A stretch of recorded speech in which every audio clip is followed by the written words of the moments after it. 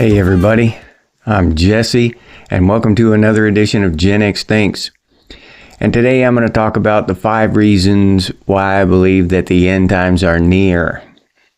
Before I get into that, I'd like to send out a special thanks to our members. Some of them have been members for quite a while supporting this channel, and I think that they deserve some recognition. So, without further ado, I would like to thank Kathy Schneider, Jimmy Sharp, Wiley Ann, Vintage 65, Bucky Nave, Leic Gullickson, Dwayne Avery, Rusty Doob, and April Nave. So thank you to our members who support this channel. I can't tell you how much I appreciate it. I just wanted to say thank you.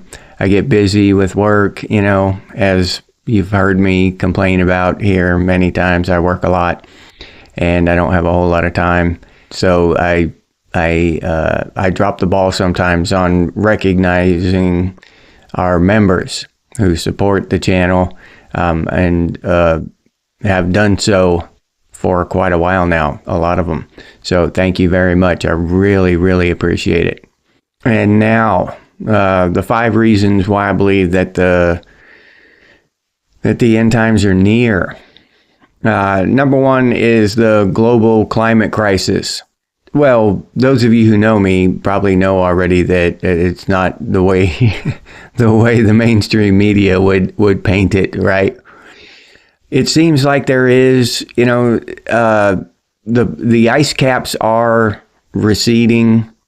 That's just been documented. It's happening. There is climate change. And talking about this, I'm taking a chance because I'm not supposed to talk about this, but on YouTube. But whatever. My view on climate change is that the climate changes. I mean, that's the nature of the Earth. Now, whether it's driven by man or not, it hasn't been driven by man for the last, 4.2 billion years, but now it's supposedly driven by man. And if it is, I honestly believe it's being driven by the institutions and the governments and all this stuff with all this, geoengineering and all this kind of crap, right? It's not necessarily due to our carbon emissions, because it's just been talked about and documented that plants absorb carbon. Plants love carbon. So carbon's great for plants. We just plant more plants. Problem solved. Easy peasy. But of course, we all know, you've heard me say many times on here before, that they're actually bulldozing living trees and burying them under the ground in the name of climate change. And all this stuff. There's basically a sheet of plastic over our oceans, and it's blocking the sunlight getting down to our oceans, and it's killing our algae and stuff in our waters, which actually supply most of the oxygen to the planet and affects the climate. Fresh oxygen going up and water vapor going up into the sky creates clouds and rain, and it cleanses the entire planet. It's the planet's circulatory system. But they don't. It's the lack of reaction to that makes me think that there's something going on. Because if a dumbass handyman can realize that all that plastic in the ocean might be a problem, you'd think that the governments around the world could figure that out and clean it up. I mean, instead of spraying stuff in the atmosphere or waging a new war or whatever, why don't they clean up the ocean? But they don't. So a lot of this stuff is they're letting this stuff happen. They know it's bad and they're not doing anything about it. Another thing is the heat. Okay, you don't think about that. Many people don't, but to me, it's just simple common sense that the biggest contributor to global warming would be heat. Okay? Instead of the carbon that we're putting into the atmosphere, what about the heat we're putting into the atmosphere? Our engines take oil out of the ground, and it's cold to the touch, but when they process it and put it in a car, now you burn that oil, and it's gasoline now, and it produces heat. Energy cannot be destroyed. It can only be converted. So you convert that gasoline into heat mostly.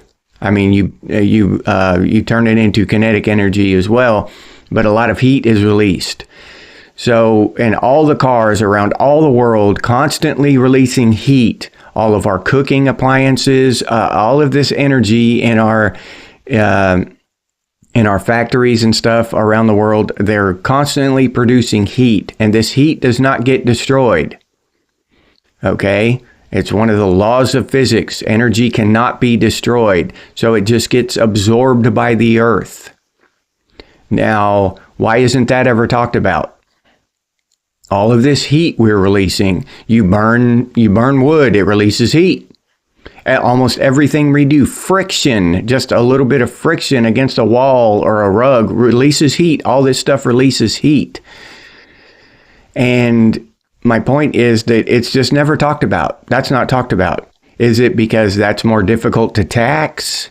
You know? I mean, that seems like a bigger concern to me, a more logical perpetrator of global warming than carbon. Because, you know, plants don't use heat. They use carbon. But the fact that it's happening, I don't think can be disputed. It's just what is the cause? What is causing it now? Was a switch flicked and all of a sudden the climate change started happening because of human activity? Is that what happened? Is that the world we're living in now? I mean, we've had ice ages, plural, in the past, and it's gone from ice age to hot jungle to back to ice age, back to hot jungle, back to ice age, you know, and then there are varying degrees in between there. So, that climate change is a new thing, that's just a preposterous idea that's being promoted by the mainstream, whatever, government, media, corporations, whatever. But the fact that it's driven by people now, that is the only part that's debatable. Now, of course, all the heat we're releasing must contribute to it, but to what degree? I don't know, but nobody is studying that. Nobody's looking into that, right? What effect is, you know, all of this heat, we're changing all of this energy into heat. What impact does that have? Nobody knows because nobody looks into it. Nobody's funding that. No big corporation or government is funding that because the main topic is carbon. Now, why that's the main topic, you know, you can flip a coin or roll some dice or whatever and figure that out. I don't know. It just seems ridiculous to me.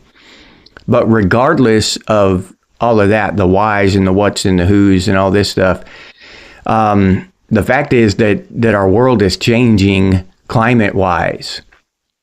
And that's going to have some kind of effect on humanity, right? And I think that the things that our government and all this, you know, behind the scenes, shadowy shit they're doing with the atmosphere and all this other stuff down in the oceans and all this other HARP and DARPA and all this crap we don't know about, right? Or we're not supposed to know about, or we're crazy for talking about.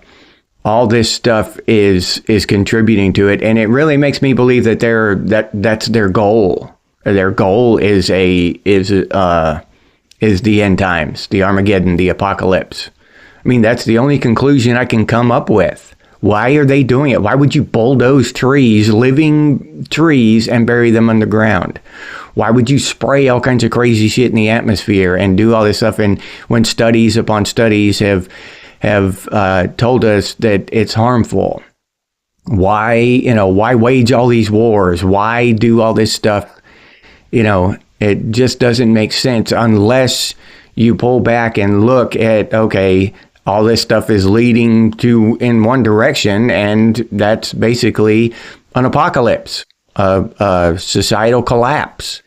That's just where my mind takes me. I don't believe in coincidence. I believe it's by design. It's done on purpose, and that's the only logical conclusion I can come to, is that they're doing it on purpose. Number 2 is geopolitical instability. I mean, all this stuff, I honestly believe that most countries just want to be left alone.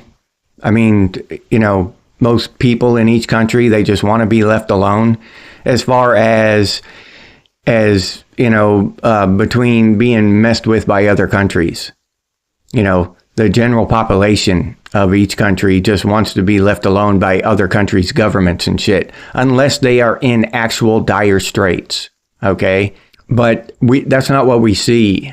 We see governments across the world ignoring what their population want and just starting these wars and doing all this shit and causing strife between peoples that never existed before, right? I remember when I was a kid, nobody gave a shit about the Middle East. That wasn't a thing that was talked about. But now all of a sudden, as an adult now, I'm constantly bombarded with stuff about the Middle East, Gaza and Israel and all this stuff, and this conflicts over there. And now it's happening over here with Russia and all this. Now, I've always heard stuff about Russia, but not necessarily their conflicts with other countries, just their the danger that they pose to America. That was the context which I heard about Russia as a kid. Only their danger to America, not their danger to other countries, really. You know what I mean?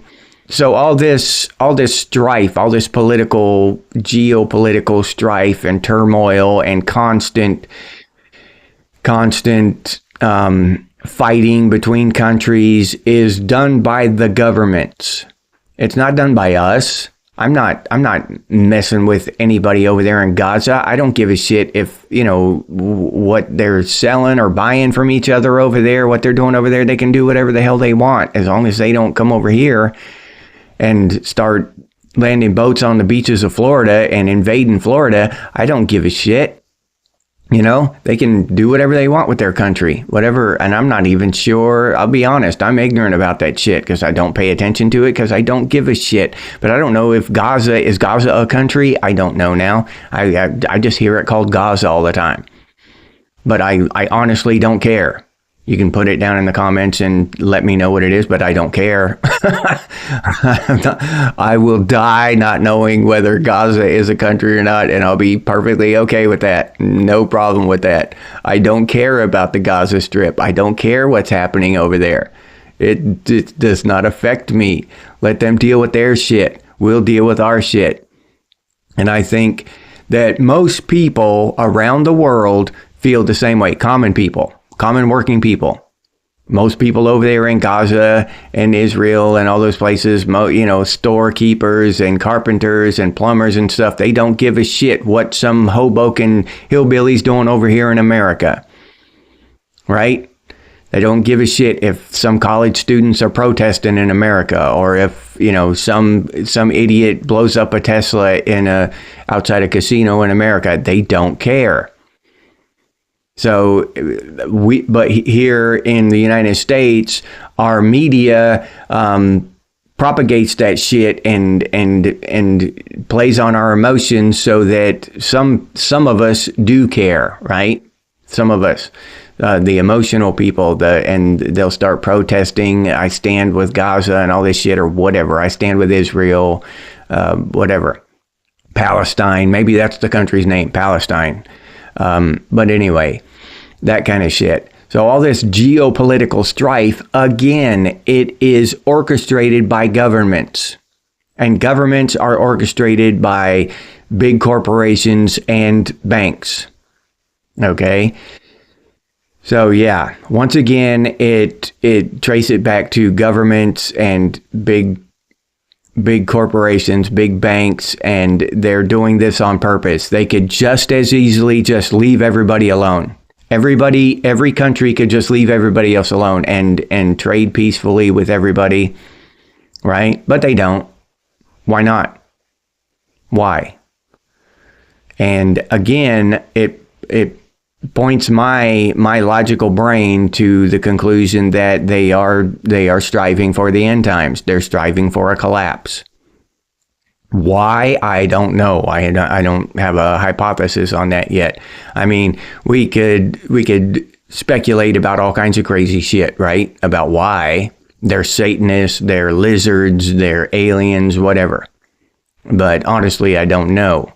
But when you look at the facts and what's actually going on, it does tend to point to a conclusion that they know what they're doing and they're doing it on purpose.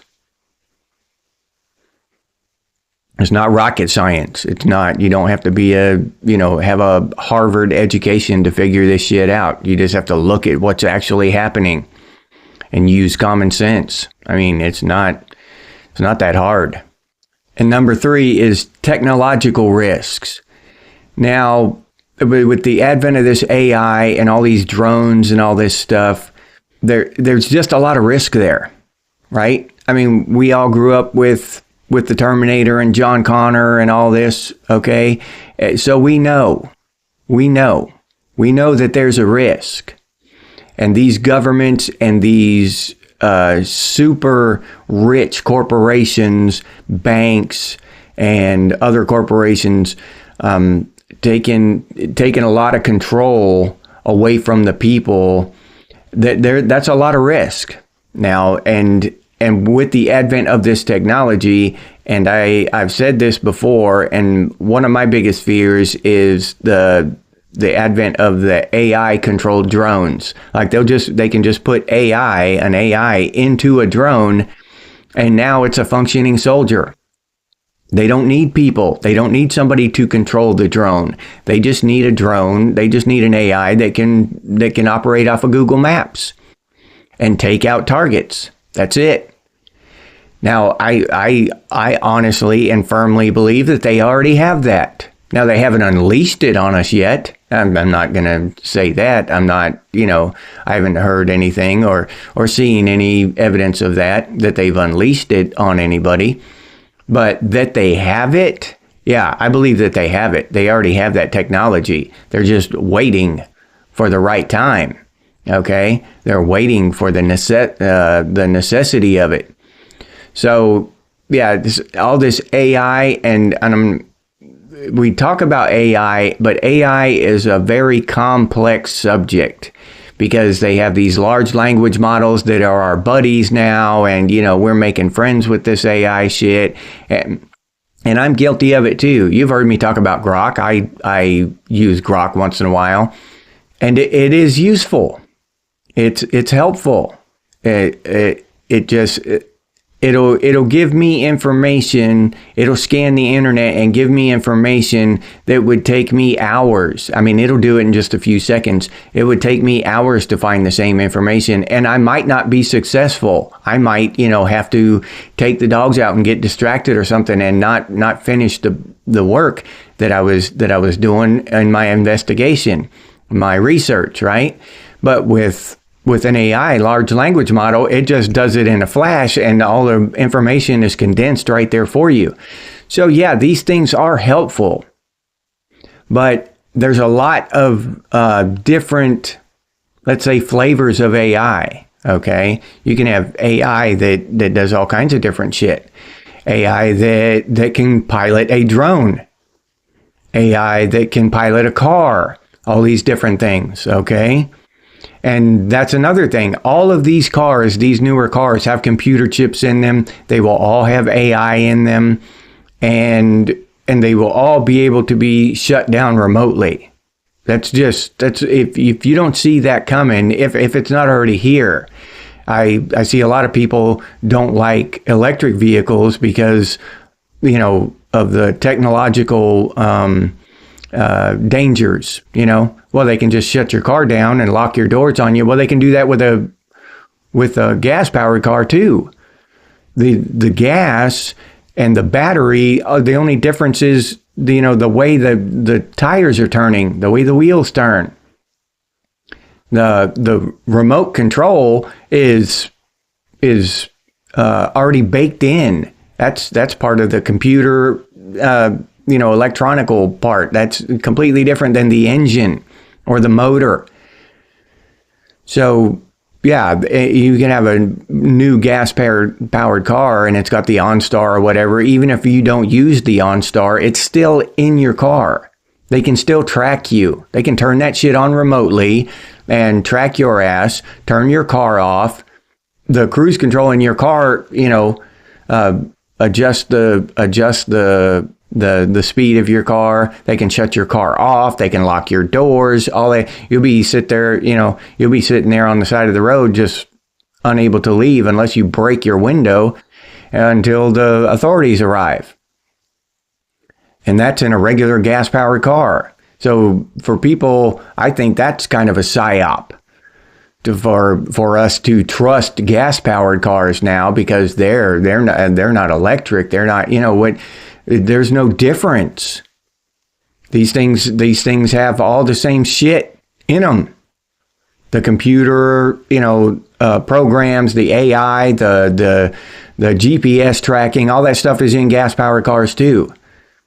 But we're told that all the danger is with electric cars. No, the danger's in the computer chip, in the GPS, the OnStar shit, in the cruise control, the ability to turn your car on and off, turn your engine on and off without a key. The ability to track your car, whether you have the service, whether you're paying for the service or not. The ability to track your car via GPS is baked into it. So this kind of stuff is concerning, right? If we want to stay away from some kind of police state, then we need to understand the real dangers and where this technology is. Because it's not just in electric cars. It's in your refrigerator, your appliances, your gas-powered cars, your toaster probably, definitely your phone and your laptop and your tablet and all that shit. So yeah, we need to be aware of that stuff and what it implies and what are the possibilities that controlling entities, what kind of power would this give to entities who want to control us? Number 4 is societal polarization.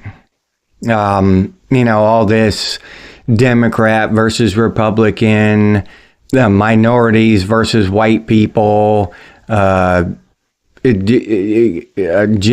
and LGBTQ plus versus straight people, all this stuff, the polarization where they have us divided. That is definitely by design. You see that in the media, forced down our throats, Palestine versus Israel, all this, furries versus everybody else and all. It's by design.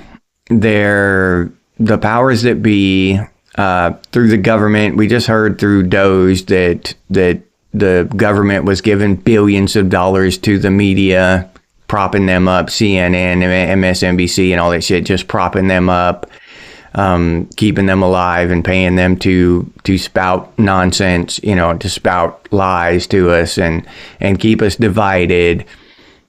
And all this, even these generational divides are by design, I believe, a lot of this stuff. And if not, some of these divides happen organically, but they're promoted through media and social media, and the wedge is driven further and deeper and not allowed to heal. Okay. And that's another thing that will definitely lead to social collapse, civilization-wide collapse, because you don't trust your neighbor anymore, right? You don't know what your neighbor is doing, what you don't even like them most of the time. Maybe their political beliefs, their race, you think they hate you because you're a Democrat or a Republican, or you think they hate you because you're black or you're white. You think they hate you because you're straight or you're gay or whatever. It's hard to trust anybody nowadays, and there is no community anymore. Communities used to come together to help each other. If you built a house, your community would come together. You would throw a barbecue, right, and all your community would come together and in your yard, and they would build you a house in a weekend. 30 dudes would come over and with their families, and it'd be a gathering, or whatever project you had, and everybody would come together and get it done. That kind of stuff is either very rare or completely non-existent nowadays. The only time I see it anymore is in the Amish community, and that's just a good thing. That's a good thing for people to help each other and to help each other prosper and to help each other. But that doesn't happen anymore, and that's one of the reasons Gen X does okay, really, in a society like this, is because we're individuals. We're self-oriented. We don't need outside help a lot of the times, right? We just get it done ourselves. But that entire thing really has been lost, and that's just more evidence of a social decline, okay? If some catastrophic thing does happen, you don't have anyone to rely on. Families are scattered now. It used to be that you'd have a big house and with several generations living in it. I mean, that's hard to think about now. It's hard to imagine. But back then, when you're raised in that, it's normal and that's okay, and that's the way it's supposed to be. But we've been shifted away from that, and the kids move out. The house is too small anyway. Our houses are too small anyway now. We don't build houses like the Waltons used to. They're able to sustain and house, 3 generations. You just can't do that in a 3-bedroom, 2-bath house, But that's what's been marketed to us. That's what's been sold to us. Now the kids grow up, they get a job over there on the other side of the country or something, and they move away, and even families don't have each other to count on anymore. So that's is that by design? Has that been instituted and sold to us like an iPhone or whatever other convenient commodity? That whole idea of going off on your own and getting a house on your own and all this stuff. And even while I'm sitting here talking about that now, it does seem kind of strange to me. People, it's good for people to get out on their own and all that. But when I think about it a little bit deeper, it's more economically viable, and socially, it's better for the growth of the kids and stuff when they can have a family structure around them. Mom and dad are around, and they accept the wife or the husband or whoever, the outsider, into the family. And, that's how it used to be. And that, I think there's a lot to be said for that way of life now. And maybe one day we'll go back to that. But as of now, that's just another example of division. They've divided the family up, and they've actually gone down and divided the family at at the basic level, the husband and wife divided them and separated the kids and all that. And they've done that through social engineering, in my opinion. I'm not trying to sit here and convince anybody of anything or stating facts. It's just my opinion. I've, witnessing this stuff throughout my life. I think it's done by design. I think they're destroying the nuclear family by design, and to divide us and to keep us infighting so that we're not paying attention to what they're doing in the atmosphere, underground, in bunkers and labs and under the sea and all this crap. Nobody's worried about anything except what they splash across the news, what they show us. We're too busy to dig deeper, right? We're too busy to do any research and try to find out what's really going on. We just, look at the squawk box and then we know. I know what's going on because I just saw it on TV, right? That's how they want it. That's how it is with a lot of people. And number 5 is economic volatility. And again, this is, in my opinion, 100% by design. All this bullshit, globalist, global economy, all this bullshit, it's just by design. All this economic volatility with the stock market and the crashes and all these things are orchestrated. They're engineered. There's no reason for them. The only reason why there should be any volatility, if you think about it, is if there's a big drought somewhere, right? If you have a big drought or, some kind of catastrophe like that, some kind of incident like that. Let's say there's a drought where they grow avocados and there's an avocado shortage. So then the price of avocados would go up. When's the last time you heard something like that? That wasn't gasoline. When's the last time you heard that the price of avocados just went up, or the price of, oranges or whatever? You don't hear that anymore. It's just inflation. All of it goes up. When the price of one thing goes up, everything goes up at the same time. And corporations make record profits. Somehow they manage to make record profits, even though supposedly they're paying, 2-3 times more for their materials, right? How do they make record profits when the materials are costing so much for them to make their products?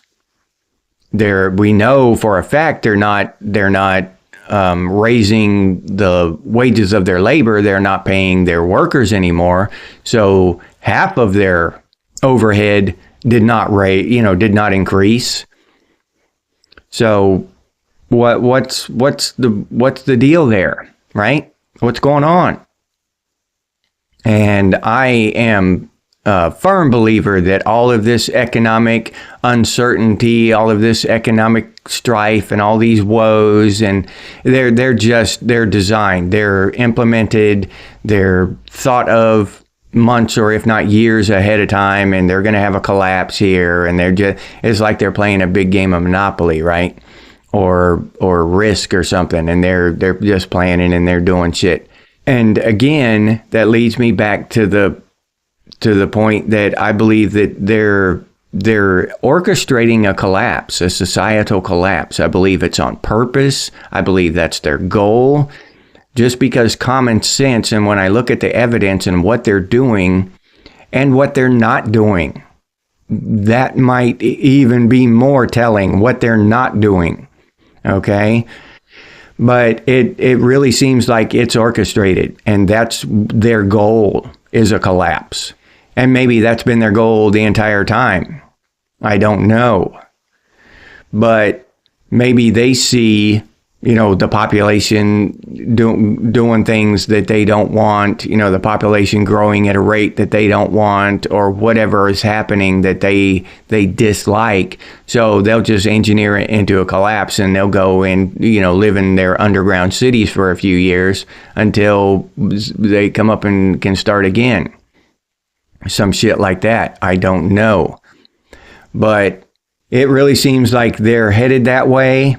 And they're doing it on purpose, and it seems like a roller coaster. When it starts going down, it speeds up and speeds up and speeds up, right? The faster you go, the faster you go. The further you go downhill, the faster you go.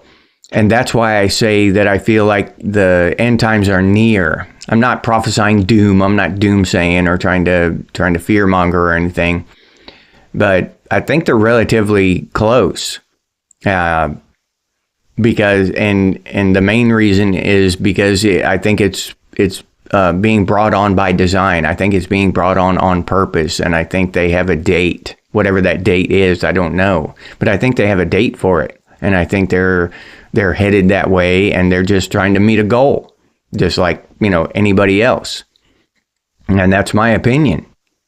Let me know what you think. Put your ideas down in the comments, please. Let me know how you feel about the things I've talked about. Let me know, do you think it's by design? Do you think they're doing any of this stuff on purpose, or am I just crazy? And I'll leave you there with that. If you enjoyed this episode, please like, subscribe, and comment. If you'd like to become a member of Gen X Thinks, I'll leave that link down in the description, or you can head over to the channel page and become a member that way. If you'd like to support the channel directly, you can do so by clicking on that super thanks button down there. Or you can head over to Buy Me a Cup of Coffee and buy me a cup of coffee. I appreciate those of you who do that. If you're interested in Gen X gear, we got some pretty cool stuff over there at Redbubble. Gen X Thinks and Gen X branded stuff. T-shirts, coffee mugs, stickers, all kinds of cool stuff. Bath mats and all, just all kinds of cool stuff. But I'll leave that link down in the description if you're interested. If you can't or don't want to support the channel in any of those ways, you can always do so by sharing these videos on your social media. That helps out a hell of a lot, so thank you very much to those of you who do that. I sincerely appreciate it. If you have any ideas for future episodes of Gen X Thinks, please put those down in the comments. Or you can email us, and the email is genxthinks@gmail.com. And as always, stay frosty, Gen X, and I'll see you on the next one.